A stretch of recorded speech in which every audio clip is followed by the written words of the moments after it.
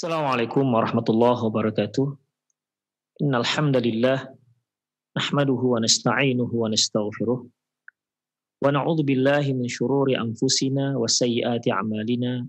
May yahdihillahu fahuwal muhtad wa may yudlil falan tajida lahu waliyyan mursyida. Asyhadu an la ilaha illallah wahdahu la syarikalah wa asyhadu anna Muhammadan 'abduhu wa rasuluh alladzi la nabiyya ba'dah. Wa qala Allah subhanahu wa ta'ala ya ayyuhalladzina amanu taqullaha haqqa tuqatih wa la tamutunna illa wa antum muslimun.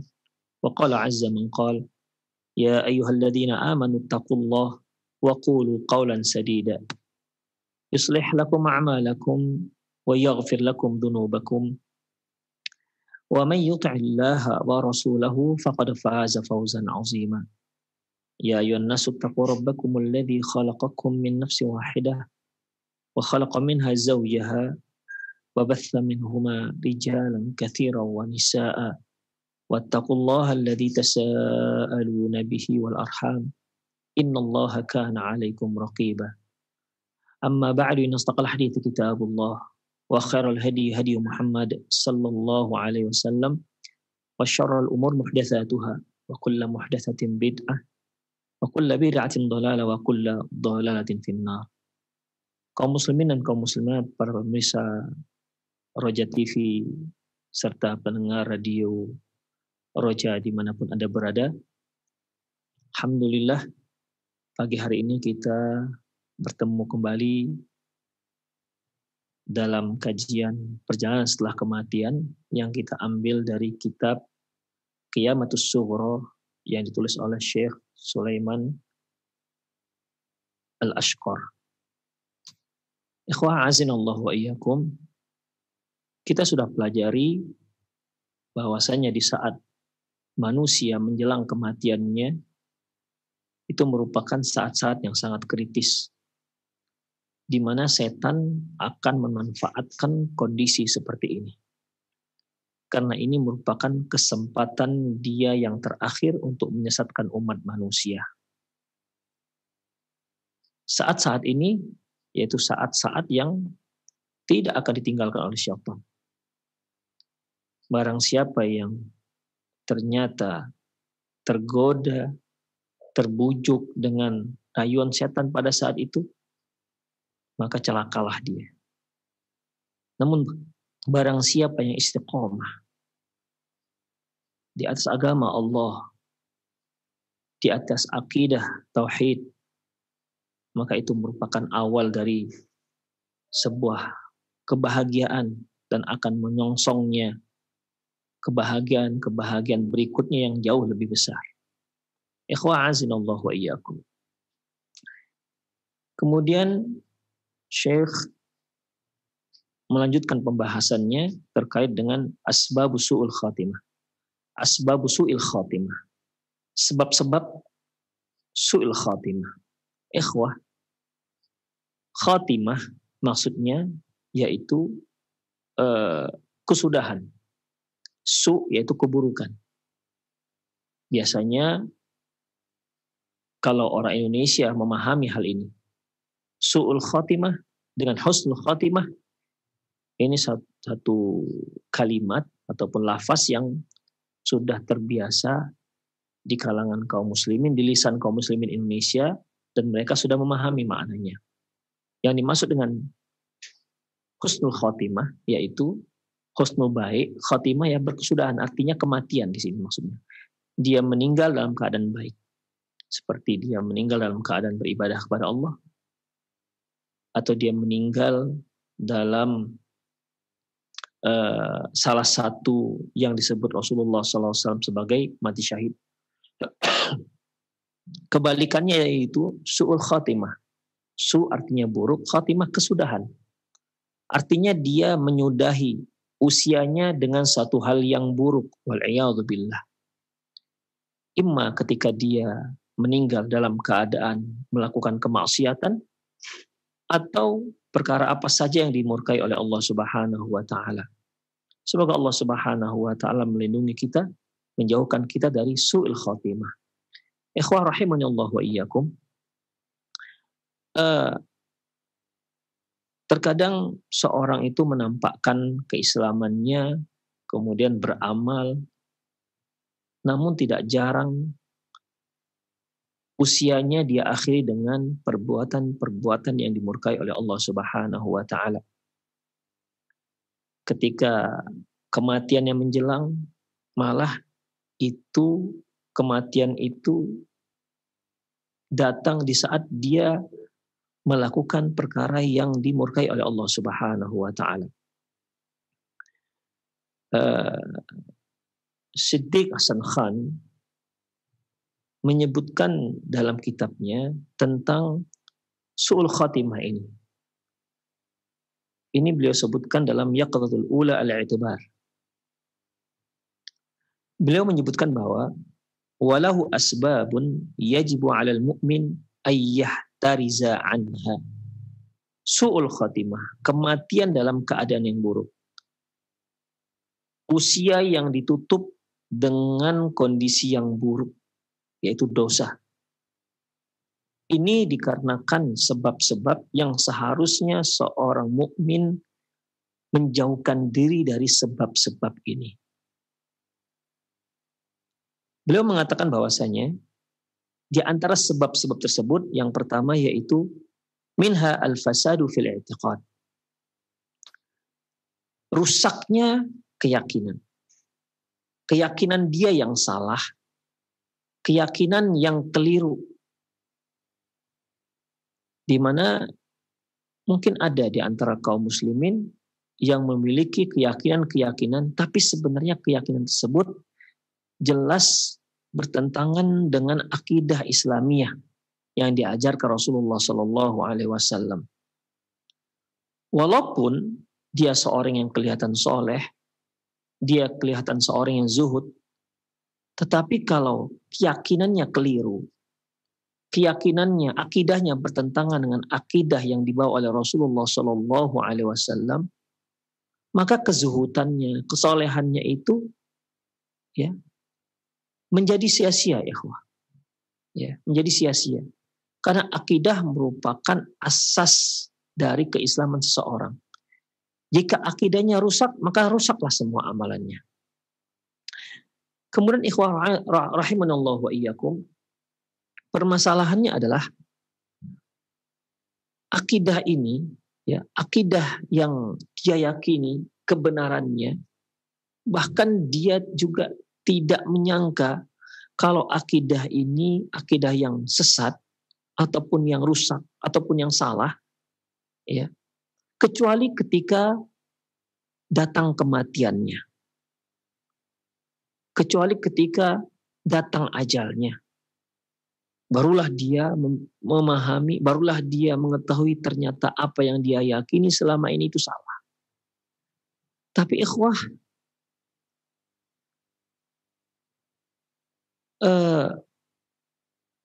kesadaran yang seperti ini itu tidak ada guna sama sekali.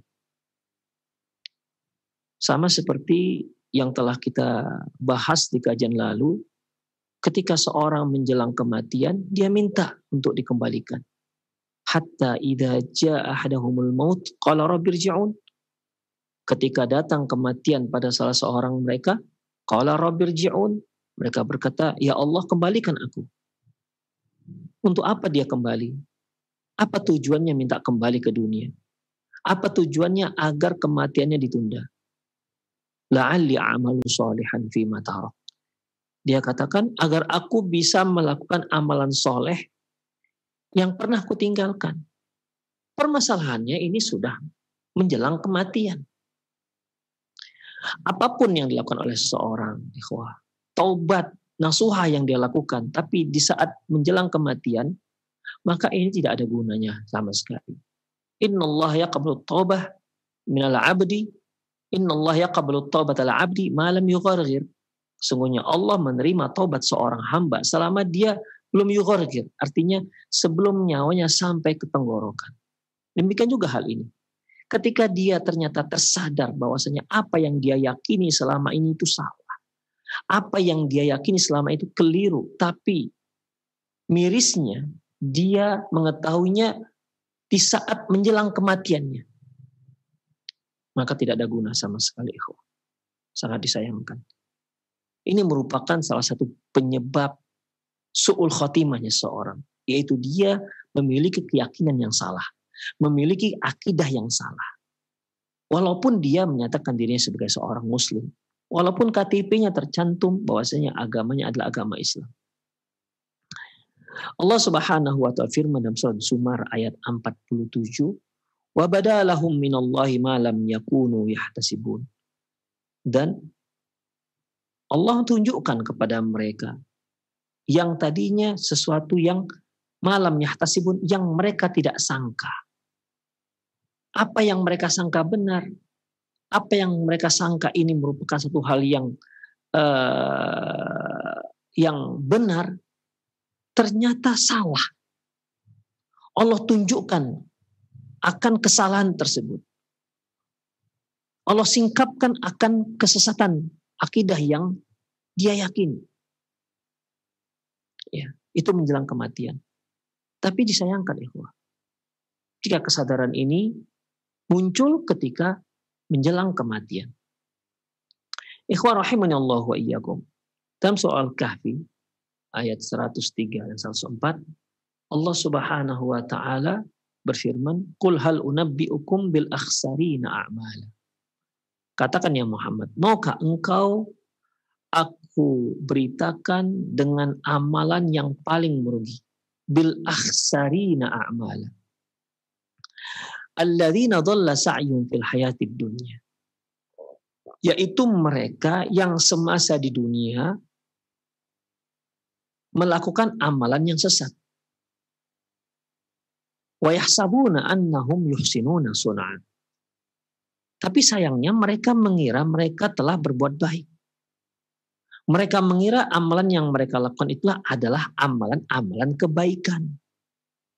Ini merupakan suatu hal yang jelas sangat merugi. Ikhwah, kalau seorang melakukan sebuah perbuatan buruk dan dia yakin itu sebuah keburukan, ya, dia yakin itu sebuah keburukan, satu saat dia bisa berubah dari keburukan ini. Seperti seorang kalau dia berbuat dosa misalnya, main judi misalnya, atau berzina misalnya. Dia lakukan itu dengan adanya keyakinan dalam hatinya bahwasanya ini dosa. Maka dalam masalah ini suatu saat besar kemungkinan dia akan tobat dari dosa tersebut.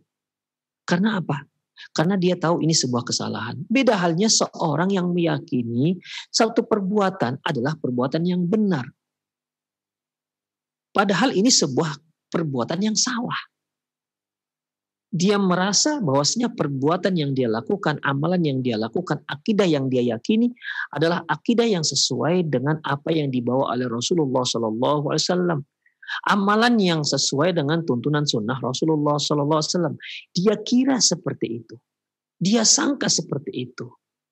Tapi ternyata nanti dia ketahui ternyata tidak sama sekali. Inilah amalan yang paling merugi, kata Allah Subhanahu wa taala. Karena apabila seorang meyakini sesuatu, ini suatu hal yang benar, apa yang dilakukan adalah suatu hal yang benar, apa yang dia yakini adalah sesuatu yang benar, maka dia akan membela habis-habisan.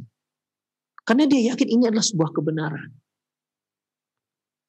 Karena dia yakini ini adalah sebuah jalan yang hak. Tapi pada hakikatnya tidak, ikhwah. Ya. Kalau sudah seperti ini, dia akan bela.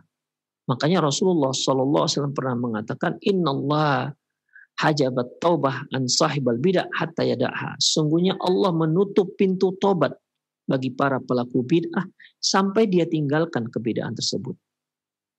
Mengapa Allah tutup pintu tobat bagi pelaku bid'ah sampai dia tinggalkan?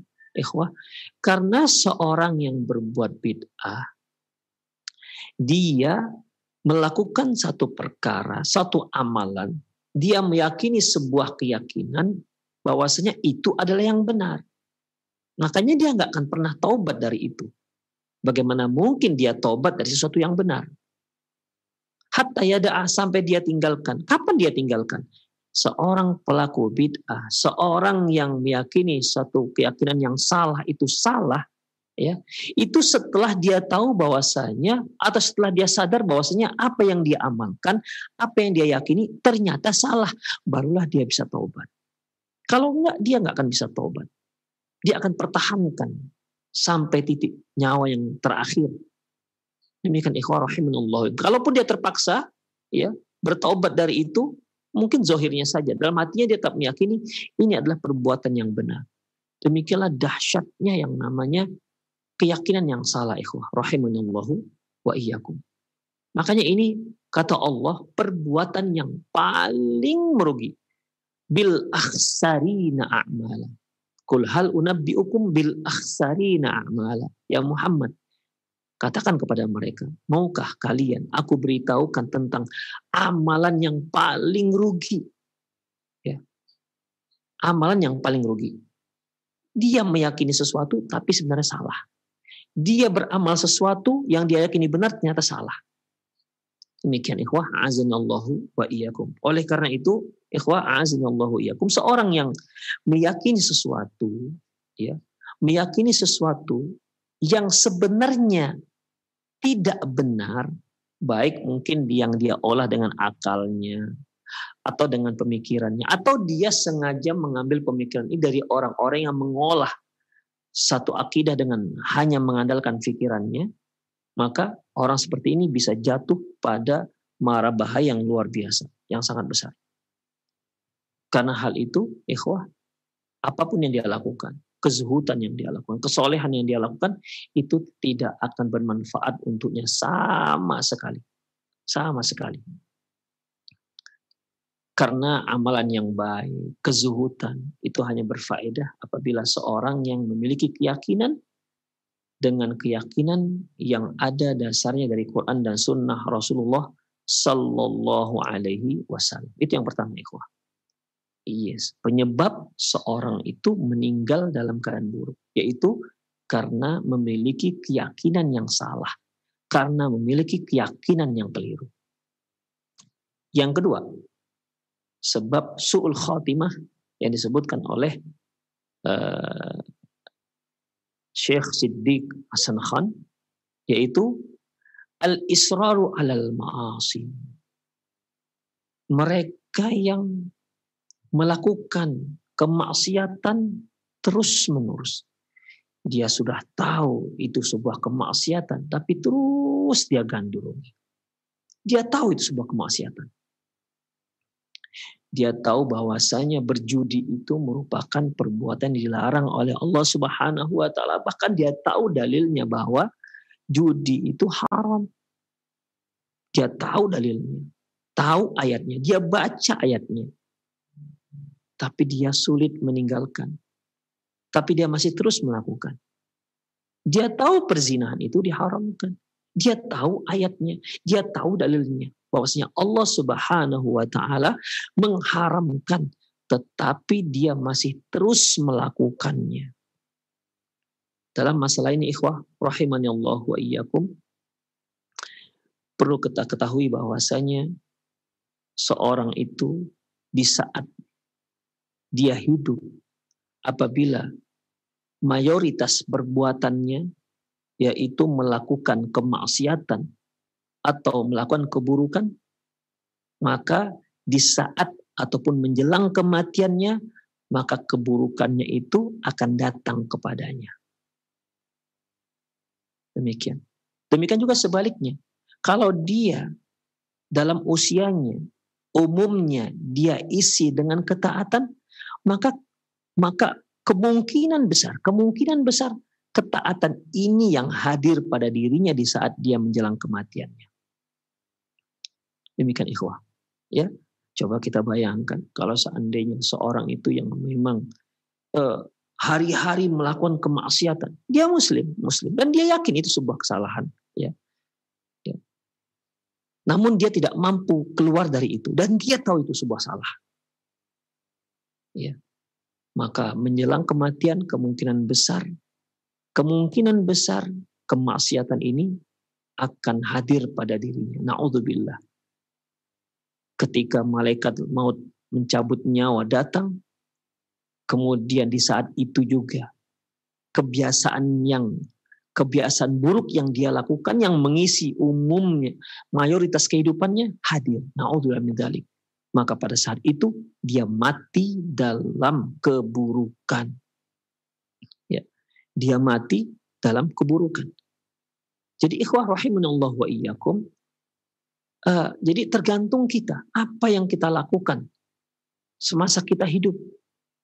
Jika kita semasa hidup banyak melakukan ketaatan, umum kehidupan kita melakukan ketaatan, maka kemungkinan besar ya di saat kematian yang tergambar pada diri kita adalah ketaatan itu.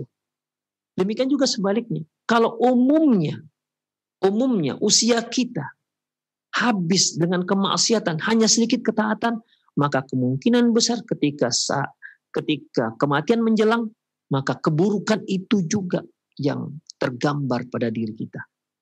Makanya orang Arab mengatakan, man 'asha 'ala syai' mata 'alaih. Barang siapa yang hidupnya di atas sesuatu, maka dia pun akan mati di atas sesuatu itu. Tinggal sesuatu ini satu hal yang apa? Apakah dia sebuah ketaatan? Apakah dia sebuah kemaksiatan?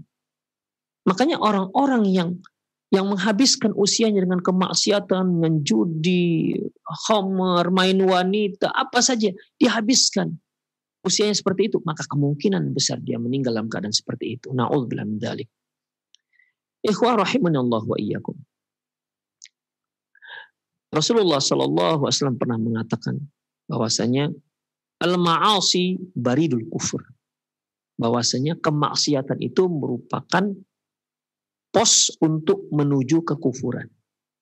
Karena kekufuran ini merupakan kemaksiatan luar biasa.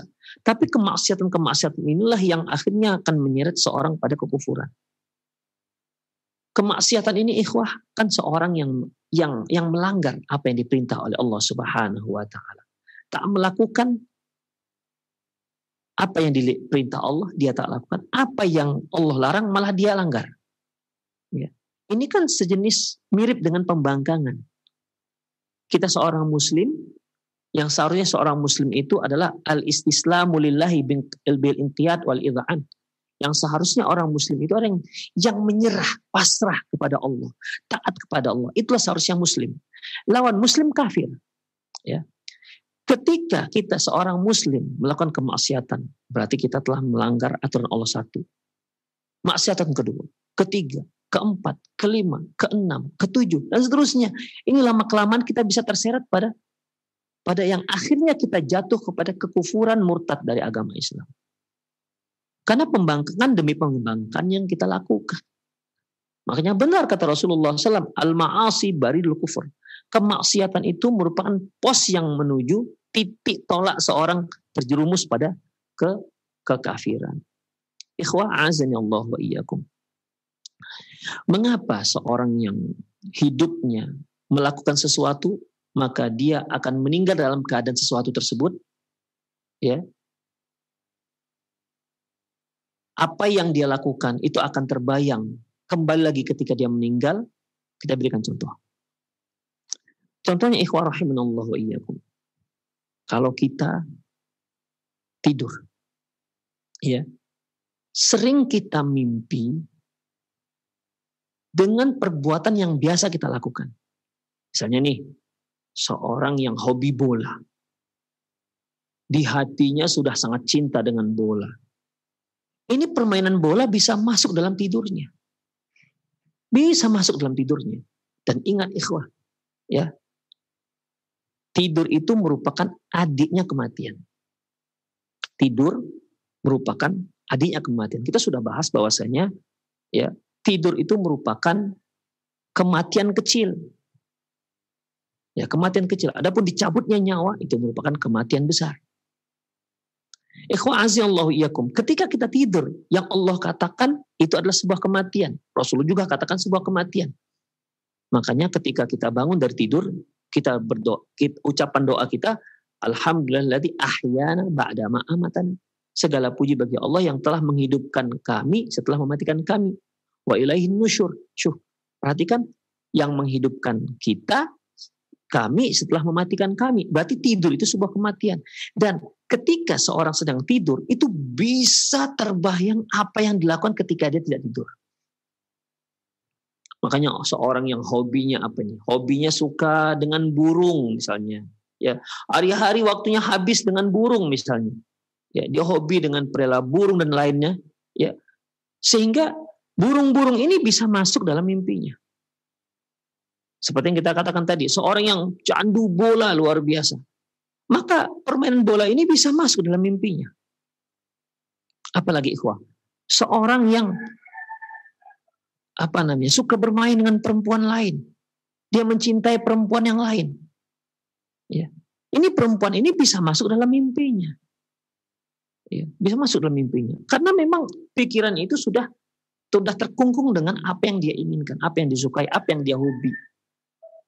Mereka yang sangat hobi dengan satu kegiatan misalnya, hobi dengan goesnya, sepedanya, hobi dengan apanya lagi, ya dengan apa yang sangat dia cintai, itu bisa masuk dalam mimpinya. Itu mimpi, ikhwah. Itu adalah tidur. Dan kematian adalah saudaranya tidur. Makanya ikhwah rahimanallahu iyyakum, apa yang dikatakan oleh Siddiq Hasan Khan ini suatu hal yang sangat bisa terima akal. Ya, sangat bisa terima akal. Dan itu diakui oleh syariat. Bahwasanya apa yang kebiasaan yang dilakukan oleh seorang ketika dia masih hidup, apa yang dia cintai, dia habiskan waktunya untuk itu, maka kemungkinan besar ketika dia meninggal, apa yang dilakukan itu akan terbayang kembali pada dirinya. Sama seperti seorang yang menghabiskan waktunya cinta dengan Al-Quran. Maka ketika dia meninggal, bisa dia ketika meninggal itu sedang baca Quran. Demikian ikhwah. Bahkan kita lihat di media sosial, ada yang sedang koma pun, sedang pingsan, ya, sedang tak sadar, masih baca Quran. Masya Allah. Saking cintanya dia dengan Al-Quran. Bisa saja seorang yang sangat cinta dengan hadis, ketika dia mau meninggal, masih terbayang hadis-hadis yang dia baca. Ketika dia cinta dengan majelis ilmu, ketika dia meninggal, yang terbayang dia adalah majelis ilmu. Ya, yang terbayang dia adalah majelis ilmu. Demikian ikhwah, rahimanallahu wa iyyakum. Ya, kita lihat ikhwah, azinallahu wa iyyakum, apa kata Imam Ad-Dhahabi dalam kitab Al-Kabair. Kata beliau, qala Mujahid, berkata Mujahid, ma min mayitin yamutu illa mustillahu julasa'uhu alladzina kana yujalisuhum. Tidak ada satu mayit pun, tidak ada seorang pun yang meninggal kecuali akan digambarkan kepada dia orang-orang yang menjadi teman duduknya ketika dia hidup. Julasa ini ya teman hidupnya, teman duduknya. Pokoknya teman dekat dia, apa yang dia lakukan bersama teman-temannya. Fahtadara rajulun mimman kana yal'abu bisyatranj. Ketika seorang yang memang datang kematian, menjelang kematian, datangnya kematian pada seorang yang memang hobi cinta dengan catur. Faqila lahu, dikatakan kepadanya, la ilaha illallah. Ya, jadi seorang yang sedang meninggal ini adalah orang yang sangat cinta dengan catur. Mungkin waktunya habis tersita dengan main catur. Demikian. Ketika dia meninggal, mungkin ada seorang yang mentalkinkannya, la ilaha illallah. Harapannya agar sebelum dia meninggal, dia mengucapkan kalimat la ilaha illallah. Tapi sayangnya apa yang dikatakan sebelum dia meninggal? Ska, syak, ska. Allahu Akbar, na'udzubillah min dzalik. Seharusnya dia ucapkan la ilaha illallah, malah dia ganti dengan ska. Ya kan ada ska mesa, ska mat. La ilaha illallah. Kasihan sekali orang seperti ini, ikhwah. Summa mata. Setelah dia katakan ska mat, setelah dia katakan ska mesa, kemudian mati dia. Faghalaba ala lisanihi ma kana ya'tadu hala hayati fil la'di. Sehingga ya lisannya terkalahkan dengan apa yang biasa dia ucapkan ketika dia masih hidup. Faqala a'udzu kalimati tauhid syak. Kemudian dia mengucapkan skakmat sebagai pengganti kalimat la ilaha illallah. La haula wala quwata illa billah. Na'udzubillah min dzalik. Ikhwah rahimanallah wa iyyakum. Hati-hati. Ya, hati-hati. Mungkin seorang yang suka dengan burung, ya, hobinya dengan burung, yang hari-hari dia begitu kan, melatih burungnya. Kadang-kadang panggilan hayya 'alas shalah, hayya 'alal falah, dia abaikan gara-gara ngurus burung. Ya. Bahkan tidak sedikit yang lebih perhatian terhadap burungnya ketimbang anak dan istrinya. Bisa saja dia meninggal dalam keadaan sedang melatih burungnya. Demikian ikhwah. Karena memang hidupnya sangat cinta dengan burung. Demikian. Sehingga mengalahkan yang lainnya. Bahkan mengalahkan panggilan Allah Subhanahu wa taala, hayya 'alas shalah dan hayyal falah. Maka sayangkan bisa dia meninggal dengan sambil mengucapkan apa yang biasa dia ucapkan. Seorang pemain bola bisa saja saking cintanya dengan main bola, ya, sehingga terbayang dia di saat menjelang kematiannya. Yang seharusnya dia katakan la ilaha illallah, nanti yang dia katakan pengganti la ilaha illallah dengan kalimat gol. Ikhwah, ini bisa terjadi. Ya, bisa terjadi. Makanya hati-hati ikhwah fiddin. Man 'asha 'ala syai' mata 'alaih. Barang siapa yang hidup terbiasa dalam hidupnya dengan sesuatu, maka dia mati dalam sesuatu tersebut. Tergantung sesuatunya apa. Apakah sesuatunya baik ataukah sesuatu itu adalah sesuatu yang buruk. Kemudian ikhwah azanallahu wa iyyakum. Yang ketiga yaitu al-udul anil istiqomah. Yaitu mereka yang berpaling dari istiqomah. Menyimpang dari istiqomah. Ikhwah, istiqomah itu yaitu mereka yang teguh, tegar di atas kebenaran. Itu dikatakan istiqomah. Sulit, ya. Untuk istiqomah sulit. Ya. Ketika seorang menyimpang, dia harus segera sadar. Dia harus segera taubat kepada Allah Subhanahu wa taala. Makanya selalu kita dalam salat kita berdoa kepada Allah, ihdinas siratal mustaqim. Ya Allah, tunjukkan kami jalan yang lurus. Tunjukkan kami jalan yang lurus. Agar kita terus selama semasa hidup kita tetap berada di atas jalan yang lurus, di atas ketaatan pada Allah Subhanahu wa taala. Namun ikhwah azinallahu wa iyyakum, ada orang-orang yang tadinya dia sudah mengetahui kebenaran, dia sudah mengetahui sunnah Rasulullah Sallallahu Alaihi Wasallam. Dia sudah mengetahui ketaatan pada Allah Subhanahu Wa Taala.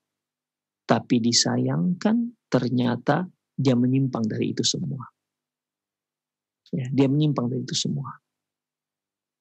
Yang tadinya dia rajin mengaji, kemudian dikarenakan kesibukan dunia, akhirnya dia tinggalkan pengajian. Yang tadinya dia di atas ketaatan pada Allah, akhirnya dikarenakan mungkin banyak sebab, apakah dikarenakan teman, lingkungan, akhirnya dia tinggalkan ketaatan pada Allah Subhanahu wa taala. Dia tinggalkan istiqomah tersebut. Gak tegar dia di atas kebenaran. Orang seperti ini, ikhwah rahimanallahu wa iyyakum, bisa menyebabkan dia mati dalam su'ul khatimah. Mungkin para pemirsa pernah dengar kisah Bal'am bin Ba'ur, ya. Juga kisah Barsisoh, di mana kedua ini adalah orang-orang tadinya adalah orang-orang soleh, ya. Tapi dikarenakan tidak mampu menahan godaan setan, akhirnya mereka hanyut dengan rayuan dan bujukan setan. Dia tinggalkan kebaikannya, dia tinggalkan kesolehannya. Akhirnya mati dalam keadaan su'ul khatimah. Yang tadinya dia adalah seorang yang soleh, Masya Allah. Ya, yang sangat dekat dengan Allah Subhanahu wa Ta'ala. Karena nggak mampu menahan godaan, dia tinggalkan ketaatan itu. Dia terjerumus pada kemaksiatan. Memang ikhwah, ya, sebagaimana yang telah kita pelajari bahwasanya setan ini adalah makhluk Allah yang sangat lihai. Bagaimana nggak lihai?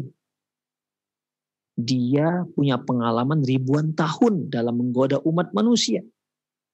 Pengalaman yang luar biasa. Dan memang itu yang dia minta. Dia katakan, Rabbi anzirni ila yaumi yub'atsun, ya Allah, tangguhkan usiaku hingga hari kiamat. Itu permintaannya. Untuk apa, ikhwah? Tujuannya untuk menyesatkan manusia. Ya. Untuk menyesatkan manusia. Dia berazam di hadapan Allah Subhanahu wa Ta'ala, la aq'udanna lahum siratal mustaqim. Aku akan duduk di atas jalanmu yang lurus. Bukan berarti dia mau menempuh jalan yang lurus, enggak. Dia sengaja duduk di atas jalan yang lurus ini agar orang-orang yang menempuh jalan yang lurus dia goda. Jangan sampai orang ini melanjutkan perjalanannya di jalan yang lurus tersebut. Yang tadinya sudah soleh, dia goda agar yang soleh ini enggak melanjutkan kesolehannya. Setelah dia goda, dia rayu, kemudian akhirnya orang ini pun menyimpang, menempuh jalan ke kiri dan ke kanan. Demikian, tergoda dengan jalan-jalan yang kiri dan kanan. Yang masing-masing jalan ini, yang kata Rasulullah SAW, itu ada pintu-pintu. Ya. Ini jalan yang lurus, kata Rasulullah, kiri kanan ada pintu. Di pintu itu ada orang-orang yang memanggil, ayo kemari, ayo kemari. Itulah setan-setan itu, ikhwah. Di tengah ada setan. Mempersilahkan dan menggoda mereka agar mereka belok kiri atau belok kanan. Mereka yang belok kiri, mereka meninggalkan keistiqomahan. Demikian ikhwah, azinallahu wa iyyakum. Ya, jadi itu sudah memang azamnya setan. Dan memang sangat piawai dalam masalah ini. La atiyannahum min baini aydihim wa min khalfihim ma'an aymanihim an syama'ilihim la tajidu aktsarahum syakirin. Aku akan goda mereka dari depan, dari belakang, dari kanan atau dari kiri, dan engkau akan lihat enggak banyak mereka yang bersyukur kepadamu. Itulah azamnya syaitan, tekadnya syaitan. Optimisme yang luar biasa dalam menyesatkan manusia. Ya, mereka yang tergelincir dengan godaan setan, inilah orang-orang yang ternyata lari dari keistiqomahan. Semakin lama semakin menjauh, akhirnya mati dalam keadaan su'ul khotimah. Mati dalam keadaan su'ul khotimah. Demikian. Yang akhirnya ikhwah, yang tadinya orang soleh, tergoda sedikit demi sedikit, akhirnya ketika dia meninggal, setan datang, ukfur, kafirlah kamu. Ternyata dia ikut juga kafir. Padahal itu detik-detik kematian dia. Dia pun kafir. Kemudian setelah kafir, apa kata si setan? Inni bari'um minka, inni akhafullah rabbal alamin. Sungguhnya aku itu berlepas diri dari kamu. Aku itu takut pada Allah Subhanahu wa Ta'ala. Jadi setan ini hanya membujuk supaya dia kafir. Dan dia sebenarnya takut dengan Allah. Setan ini takut kepada Allah Subhanahu wa Ta'ala. Jadi setelah orang ini kafir, aku nggak ikut. Aku takut pada Allah Subhanahu wa Ta'ala. Itulah setan. Ya. Jadi ketika seorang menyimpang dari istiqomah, maka dia bisa mati dalam keadaan su'ul khatimah. Demikian ikhwah, azinallahu wa iyyakum. Kemudian sebab yang keempat, yaitu dha'ful iman. Lemahnya iman. Ya. Lemahnya iman. Ikhwah azinallahu wa iyyakum. Apabila seorang lemah imannya kepada Allah Subhanahu wa Ta'ala, otomatis kecintaannya kepada dunia itu lebih kuat. Ya. Otomatis kecintaannya pada dunia itu akan menjadi kuat. Dan kekuatan cintanya kepada dunia ini bisa semakin lama semakin menggeser kecintaan dia kepada Allah Subhanahu wa Ta'ala. Karena kecintaannya pada dunia lebih besar, ya, lebih besar, maka nggak bisa ikhwah dalam satu hati itu seorang itu sama kuat kecintaannya kepada Allah dengan dunia dan pada Allah, nggak bisa. Jadi karena kecintaannya kepada dunia itu besar, ini lama kelamaan kecintaan dia kepada Allah akan menggeser kecintaan di dunianya itu akan menggeser kecintaannya kepada Allah Subhanahu wa taala. Otomatis berarti dia akan bergelimang kemaksiatan, dia akan memperturutkan syahwatnya di saat dia meninggal, di saat dia mau meninggal menjelang kematian, dia sangat tidak suka hal itu. Kenapa? Dia akan meninggalkan dunia yang sangat dia cintai. Akhirnya akan menghasilkan apa? Dia benci dengan Allah Subhanahu wa taala. Na'udzubillah min dzalik. Berubah yang tadinya kecintaan kepada Allah yang hanya tinggal sedikit berubah menjadi benci dengan Allah Subhanahu wa taala. Karena dia merasa bahwasanya dia akan meninggalkan apa yang sangat dia cintai, yaitu dunia. Ketika seorang benci dengan Allah Subhanahu wa taala menjelang kematiannya, na'udzubillah min dzalik. Ini merupakan tanda-tanda su'ul khotimah. Ya, ini merupakan su'ul khotimah, sebab-sebab su'ul khotimah. Makanya ikhwah azinallahu wa iyyakum, ya, kita harus banyak introspeksi pada diri kita. Sebenarnya kita itu cinta kepada Allah lebih banyak, lebih kuat, ataukah cinta kepada dunia?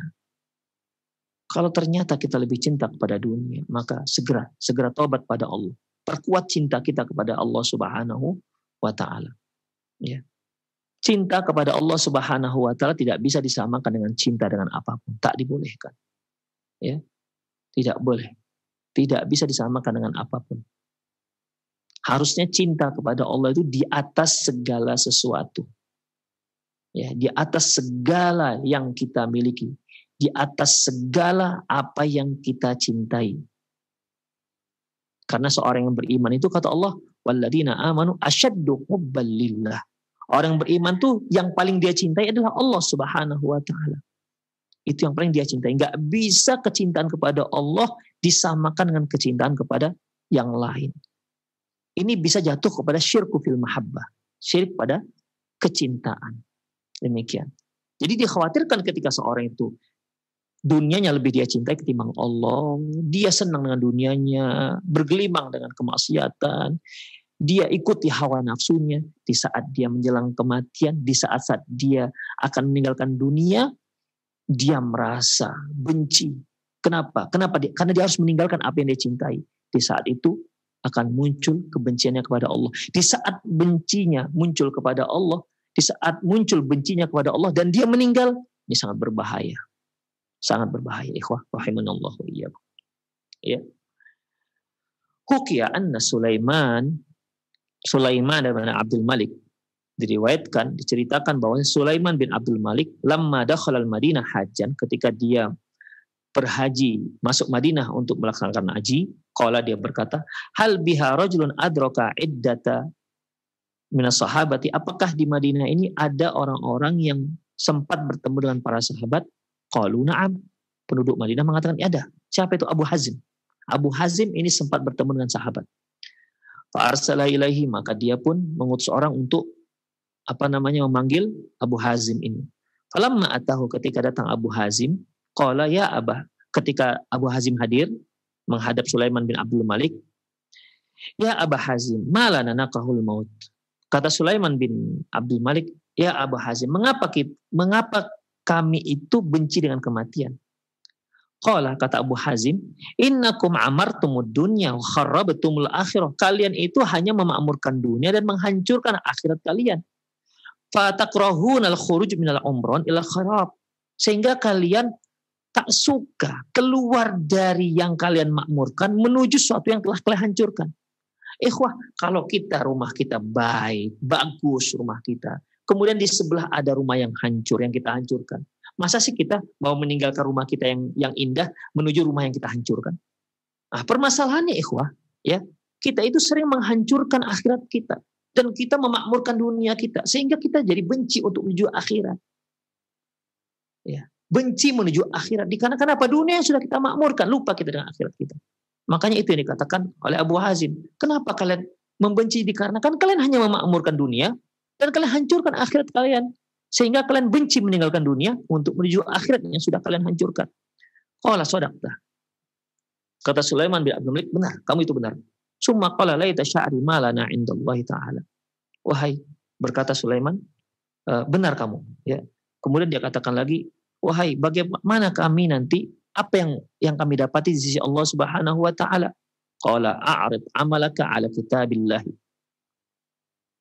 Coba kamu recheck amalanmu dengan kitabullah subhanahu wa ta'ala. Kemudian Sulaiman berkata, aina ajidu? Di mana aku dapati itu? Qala fi qaulihi, berkata Abu Hazim, yaitu pada firman Allah subhanahu wa ta'ala, innal abrara lafi na'im.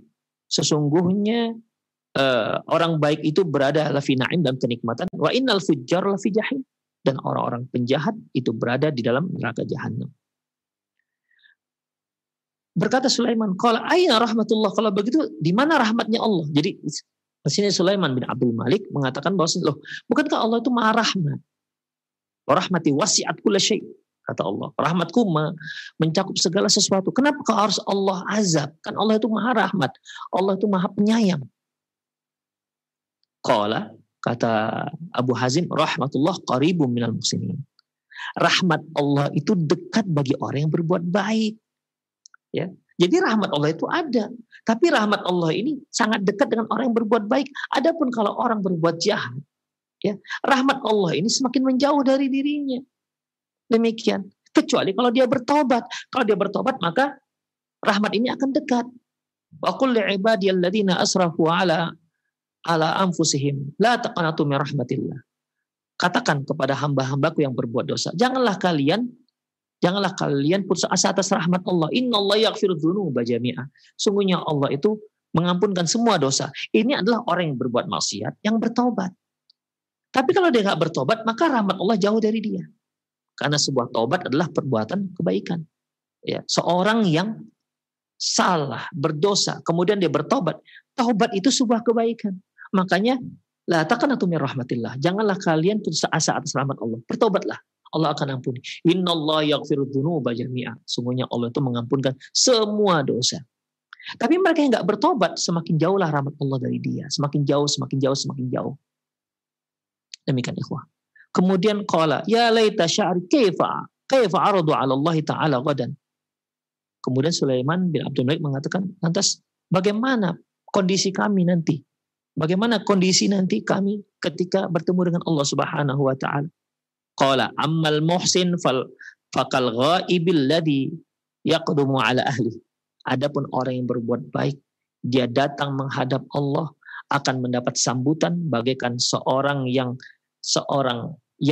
safar pulang ke keluarganya. Kita lihat kalau kita pergi safar, meninggalkan keluarga kita, kemudian kita pulang, itu kan disambut dengan istri, disambut oleh anak-anak kita dengan sangat antusias, dengan kasih sayang, dengan gembira. Ya, begitulah Allah Subhanahu wa ta'ala menyambut orang-orang yang muhsin. Wa amal musi, adapun orang-orang yang berbuat buruk, kal abiqi, seperti hamba yang lari dari tuannya, yaqdumu ala maulah, yang datang kembali kepada tuannya, yang sudah tertangkap. Ikhwah, seorang hamba yang lari dari tuannya kemudian tertangkap. Tentunya ketika dia dihadapkan pada tuannya itu dalam keadaan sangat takut. Begitulah orang-orang yang berbuat buruk kepada Allah Subhanahu wa ta'ala, yang bermaksiat kepada Allah Subhanahu wa ta'ala. Dia takut. Dia takut bertemu dengan Allah Subhanahu wa ta'ala, sangat takut, karena dia tahu dia telah berbuat dosa, dia tahu dia telah durhaka, dia telah tahu bahwasanya dia telah banyak melanggar aturan Allah Subhanahu wa ta'ala. Takut dia bertemu dengan Allah Subhanahu wa ta'ala. Kemudian fabaka Sulaiman hatta ala sautuh wastadda buka'uh. Maka mendengar itu menangislah Sulaiman. Menangis sampai suaranya kuat, ya. Dan tangisnya pun sampai terisak-isak. Summa qala, kemudian dia kembali berkata, ausini, kalau begitu berilah aku wasiat, berilah aku nasihat. Qala, kata Abu Hazim, iyyaka ayyaraka Allah haitsu nahak wa yafqiduka haitsu amarak. Hati-hati kamu, jangan sampai Allah melihat kamu melakukan apa yang diperintahkan dan Allah tidak melihat kamu di saat, dan Allah tidak melihat kamu dalam masalah yang diperintahkan oleh Allah.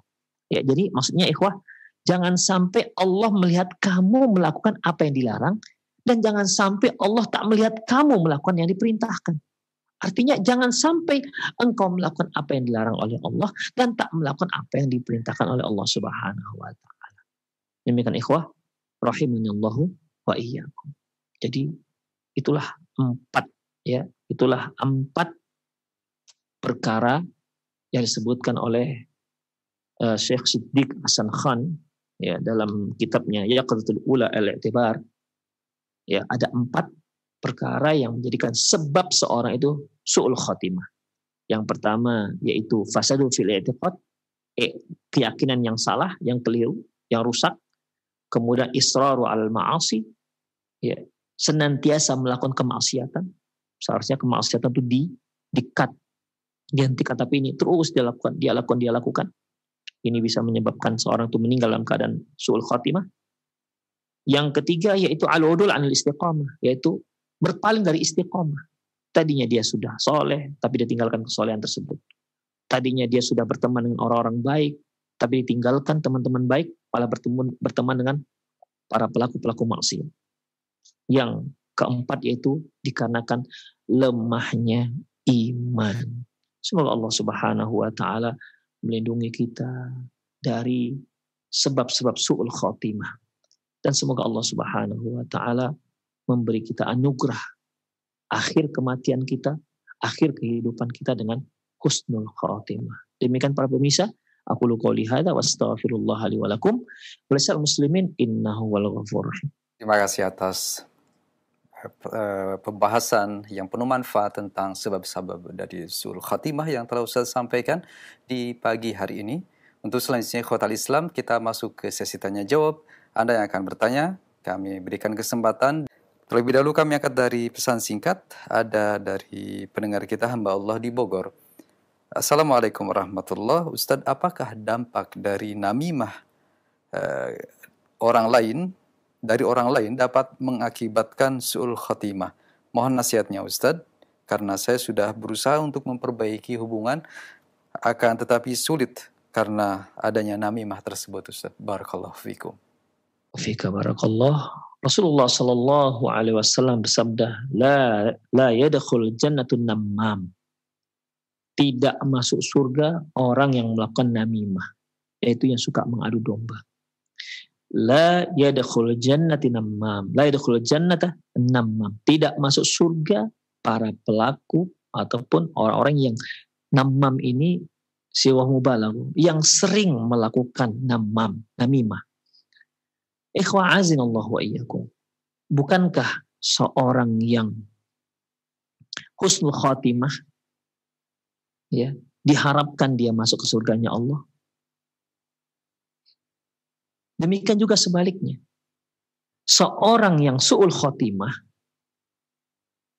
maka kemungkinan besar dia masuk ke dalam nerakanya Allah Subhanahu wa taala. Terlepas apakah dia nanti diampuni oleh Allah ataupun dia masuk neraka dahulu kemudian Allah Subhanahu wa taala angkat dia dari neraka dan masukkan ke dalam surga. Tergantung, ya, dosanya apa. Kalau dosanya sampai pada kufur, maka dia masuk ke dalam neraka dan kekal dalamnya. Kalau dia seorang muslim walaupun keimanannya misqala dzarratin, sebesar habbatin minal khardal, sebesar biji sawi, ya, walaupun dia dimasukkan ke dalam neraka dan dia lama di sana, tapi satu saat Allah akan tarik dia dan dimasukkan ke dalam surga. Baik. Untuk berbuat baik, Allah Subhanahu wa taala mengatakan masuk ke surga. Untuk perbuatan buruk, Allah katakan masuk ke dalam neraka kalau enggak Allah ampuni. Baik, sekarang la yadkhul jannata namam, enggak masuk surga orang yang melakukan namimah. Enggak masuk surga itu maksudnya gimana? Masuk ke neraka. Ya. Seorang yang senantiasa melakukan namimah, ikhwah, apakah ini bisa menjadi penyebab su'ul khatimah? Ya. Kalau dia senantiasa melakukannya. Karena itu termasuk dalam al-israru fil ma'asi. Mereka yang senantiasa melakukan kemaksiatan.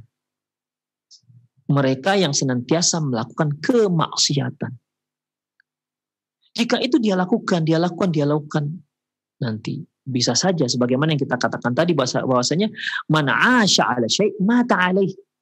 Barang siapa yang hidup melakukan sesuatu, maka dia mati dalam keadaan apa yang biasa dia lakukan.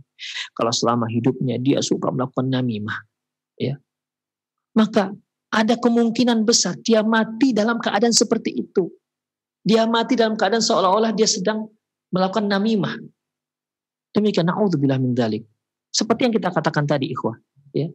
Seperti yang kita katakan tadi, Seorang yang disebutkan Imam Dhahabi tadi, seorang yang cintanya luar biasa terhadap catur, mati dalam keadaan bukan mengucapkan la ilaha illallah, tapi mengatakan sekak mati. Na'udzubillah min dzalik. Bahkan sampai lupa mengatakan la ilaha illallah. Padahal orang di sampingnya sudah mentalkinkan dia. Demikian. Makanya ikhwah azallahu iyyakum, mereka yang senantiasa melakukan namimah, namam, ya, dan dia musirru ala hadza, dan dia terus melakukan itu, maka ada kemungkinan besar dia akan meninggal dalam keadaan seperti itu karena dia telah melakukan salah satu sebab-sebab su'ul khotimah. Allahu a'lam bishawab. Nah, terima kasih atas jawaban dan nasihat Al-Ustaz. Demikian untuk pertanyaan pertama. Dan yang kedua kami berikan dari penelpon, kesempatan kedua dari telepon. Barangkali ada yang masuk dari pendengar dan pemirsa, silakan. Ya, silakan. Ya, silakan Bapak atau Ibu, mohon dikecilkan saja volume radio dan TV-nya. Cukup dengan telepon saja. Halo, Assalamualaikum. Waalaikumsalam warahmatullahi wabarakatuh. Begini Pak Ustadz. Dengan siapa dari mana Bapak? Halo, Assalamualaikum. Iya begini Pak Ustadz, saya misalnya dikirimin gitu Pak Ustadz, yang ilmu-ilmu jahat gitu Pak Ustadz, ilmu-ilmu sesat gitu baju Pak Ustadz. Saya itu mendapatkan nikmat kubur nggak Pak Ustadz di dalam kubur itu Pak Ustadz. Misalnya kita mati keadaan dijahatin orang, disantet orang gitu Pak Ustadz. Demikianlah pertanyaan kita dari Zikrullah di Kampung Baru Pak Ustadz. Ya. Assalamualaikum. Waalaikumsalam warahmatullahi wabarakatuh. Terima kasih Bapak interaksinya. Silahkan Ustadz. Wa'azinallahu wa iyyakum, para pemirsa Roja TV dan pendengar Radio Roja dimanapun Anda berada. Perlu kita ketahui bahwasanya santet, apalagi dukun, ini adalah perbuatan setan.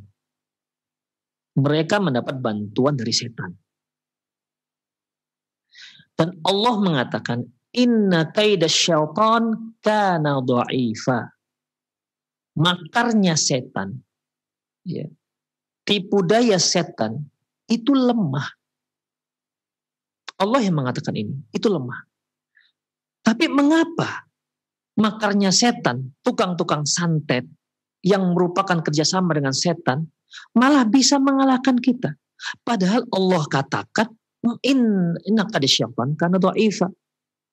Makarnya setan, tipu daya setan itu lemah. Berarti kita yang bermasalah.